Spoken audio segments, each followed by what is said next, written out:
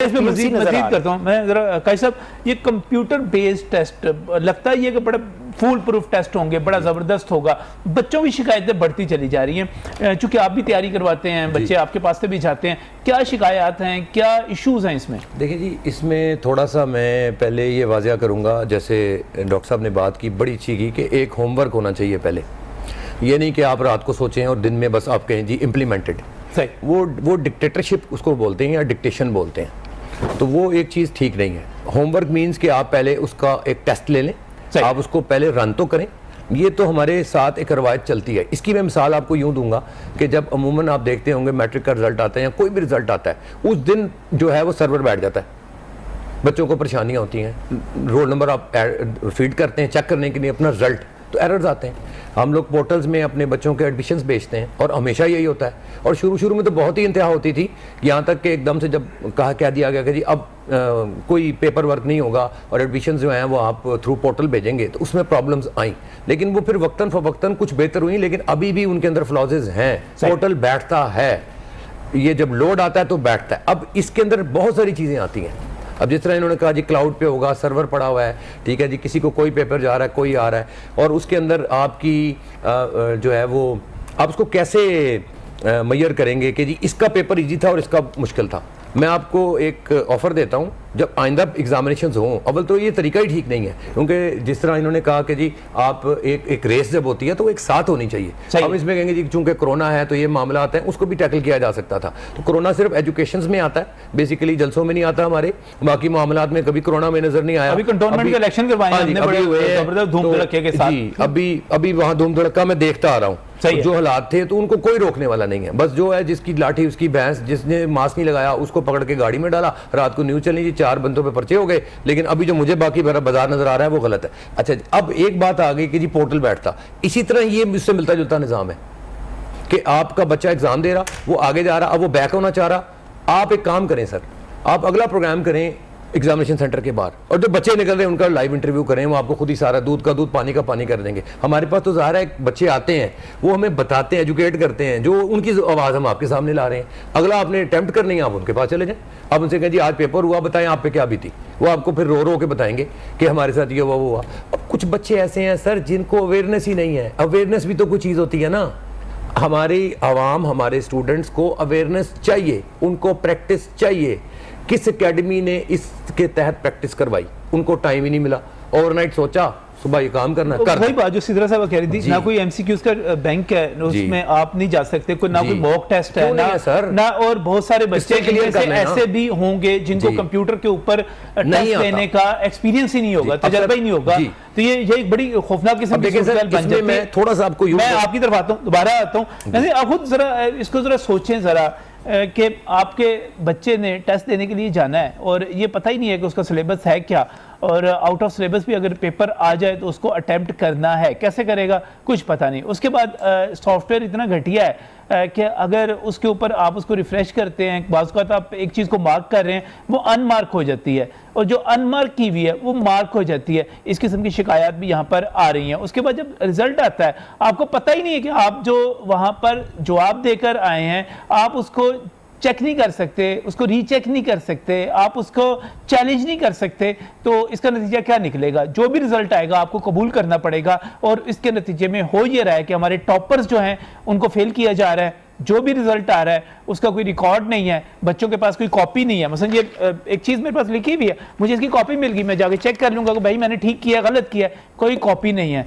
तो हम करके रहे अपने बच्चों के साथ। मज़ीद बात करूंगा इस पर। काजी साहब, असल में हुकूमत कहती है कि हम इस्लाहात लेके आ रहे हैं, हमारी तरजीह है कि हमने एजुकेशन को बेहतर बनाना है। हम जहां पे इस्लाहात लेकर आते हैं वहां पर आगे से रेजिस्टेंस शुरू हो जाती है, मज़ामत शुरू हो जाती है। वो लोग आ जाते हैं जो पुराने पाकिस्तान को बरकरार रखना चाहते हैं, नए पाकिस्तान नहीं बनाना चाहते। तो आप नहीं समझते कि ये हुकूमत की तरजीहात में शामिल है ये इस्लाहात जो हैं? जी, इसमें सर मैं ये कहूँगा कि एक ना पहले समझना पड़ता है माइंड सेट। अच्छा, एक माइंड सेट होता है, ठीक है, और वो माइंडसेट क्या है?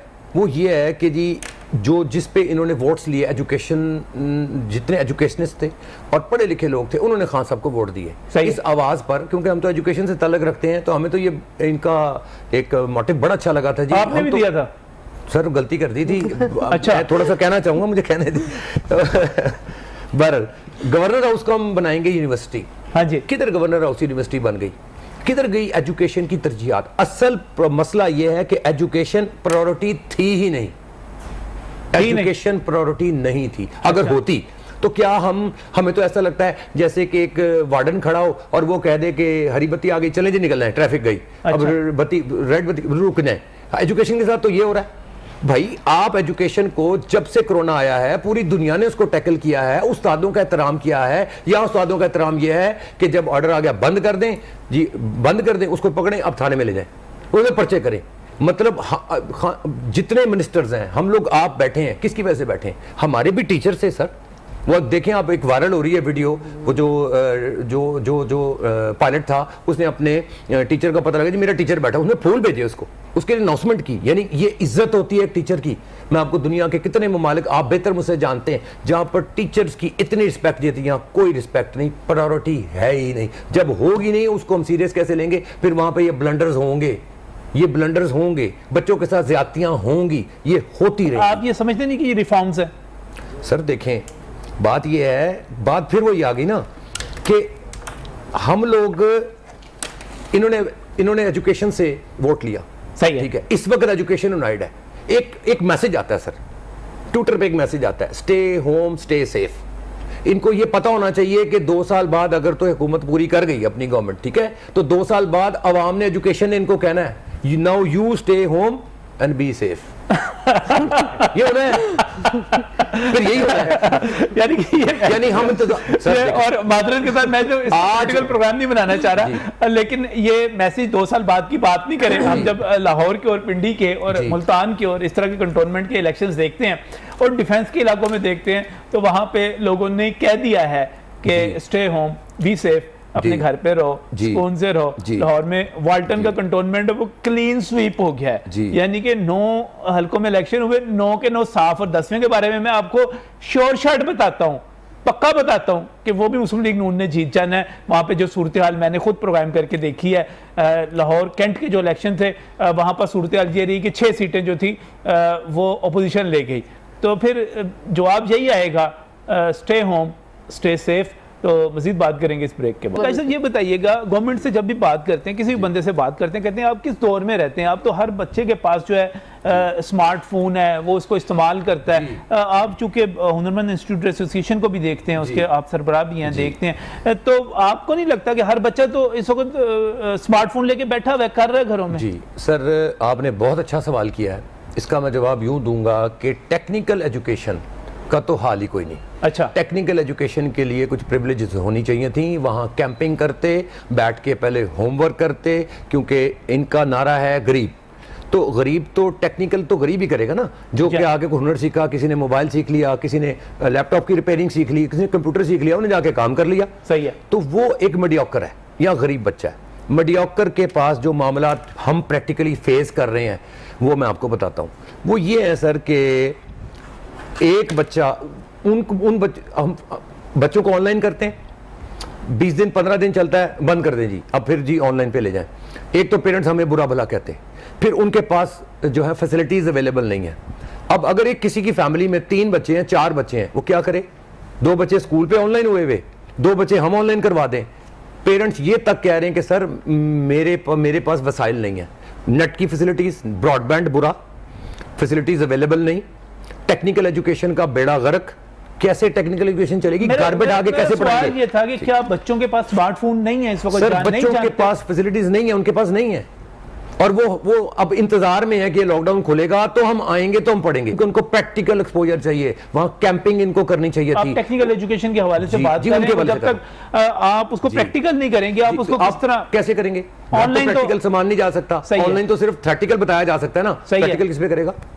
उसके लिए वो होल्ड पे है और गवर्नमेंट सारा कुछ रुका पड़ा है सर। अब इनको चाहिए था कैंपिंग करते, उन बच्चों के लिए सोचते, होमवर्क तैयार करते, वहां पे कैंपिंग होती, उनको वैक्सीनेशन चलती और फिर उनको किया जाता कि ये गरीब की आवाज है ना जी, मैं तो गरीब की आवाज दे रहा हूं, मैं तो O लेवल की आवाज की बात ही नहीं कर रहा, मैं तो ए लेवल्स की बात ही नहीं कर, मैं तो गरीब की बात कर रहा हूँ। और आप उनकी बात ही नहीं कर रहे जो गार्डन टाउन में रहते हैं, बाल्टन में वो गरीब रहते हैं, या डिफेंस में रहते हैं, या बैरियर टाउन में रहते हैं, उनकी बात नहीं कर रहे। आप उनकी बात कर रहे हैं जो देहात में रहते हैं, जो गरीब के बच्चे हैं और पढ़ के, और ये इसमें बड़ी अहम बात है सर कि बच्चे किताबें पढ़ के मेहनत करके नंबर ले लेंगे, उसके बाद जब वो आगे कंप्यूटर को फेस करेंगे तो वो रह जाएंगे। पूरी दुनिया को पता लग गया है कोरोना के बाद, कोरोना का ये मैसेज है कि स्किल्स लो, ठीक है। मिनिस्टर्स तक इन्होंने, मैंने खुद सुने हैं उनको, उन्होंने कहा गो टू द स्किल्स की तरफ जाएं, स्किल्स लें, हुनर लें, ठीक। कैसे हुनर लें?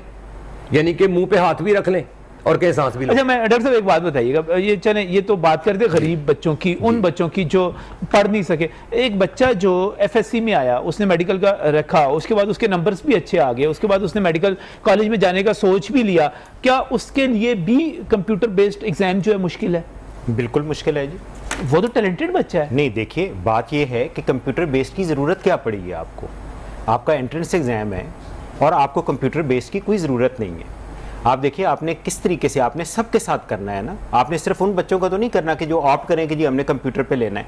या तो आप ये करें एक ही दिन टेस्ट लें, आप कहें कि जी ठीक है जो कंप्यूटर पे देना चाहता है उसको आप कंप्यूटर प्रोवाइड कर दें, but I don't think so कि हमारा मुल्क उस आप समझते हैं कि कंप्यूटर पे टेस्ट जो है गैर जरूरी है? अभी गैर जरूरी, एंट्रेंस एग्जाम बिल्कुल गैर जरूरी है, एंट्रेंस एग्जाम के लिए बिल्कुल जरूरत। अगर आप अपने बच्चों को कंप्यूटर के ऊपर पढ़ाया हुआ है, आपने कंप्यूटर को सिखाया हुआ है, तो उसके बाद आप टेस्ट ले लें, जैसे ये बता रही थी अभी, ना कोई मॉक टेस्ट है, ना कुछ और है, ना कोई ट्रेनिंग है, ना कोई।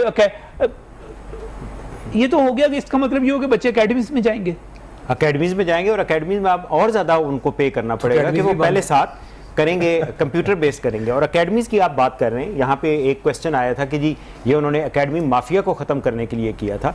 इसका मतलब है वो अकेडमी माफिया को ख़त्म करके खुद एक बड़ा माफिया बनना चाह रहे हैं, क्योंकि अगर आप शुरू के दिनों में देखें तो उन्होंने कहा था कि जी हम हर चैप्टर के भी सेपरेट MCQs बेचेंगे, हम प्रैक्टिस टेस्ट भी बेचेंगे आपसे, और आपने जितने प्रैक्टिस टेस्ट लेने हैं आप ले लें। यानी कि वो एकेडमीज को माफिया कहते कहते खुद वही काम कर रहे हैं, देखिए, और आप उसको बेच रहे हैं जी, और बेच रहे हैं जी। कानूनी तौर पे गलत है कि एक बंदा जो एग्जाम ले रहा है वही आपको कैसे प्रैक्टिस टेस्ट दे सकता है। This is totally wrong. अच्छा सर, मुझे आखिर में ये बताइएगा कि PMA क्या चाहती है कि PMC जो है वो ठीक हो जाए? देखें, एक तो शॉर्ट टर्म है, शॉर्ट टर्म तो ये है कि जो अभी मेस क्रिएट होया हुआ है MD CAT का, इसको खत्म करें।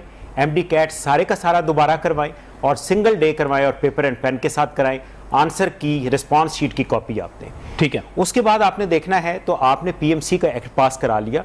अब जो PMC के अंदर जो मेडिकल काउंसिल है, जो काउंसिल है, उसके अरकान या तो इलेक्टेड होने चाहिए या एक टैलेंट रिसर्च हो, उसके बाद जो मेरिट के ऊपर आए वो आ जाए, ताकि एक तरह का बंदा अगर बनना चाहे तो बेकरियां चलाने वाले, NGO चलाने वाले, वो एक्सेप्टेबल नहीं, वो एक्सेप्टेबल नहीं। कोई वकील साहब आ गए जिधर से भी आ गए, ये प्रॉपर तरीके से और प्रोफेशनल लोग होने चाहिए। और जो की पोस्टें हैं, मीन वाइस प्रेसिडेंट, प्रेसिडेंट, ये कभी भी नॉन डॉक्टर नहीं होना चाहिए, मेडिकल एजुकेशनिस्ट होना चाहिए। उसके बाद दूसरी चीज ये है कि अगर आपने NLE लेना है तो NLE उसी तरीके से ले जैसे डेवलप्ड वर्ल्ड में होता है, 3 पोर्शंस में हो, और it should replace the post graduate entry exam.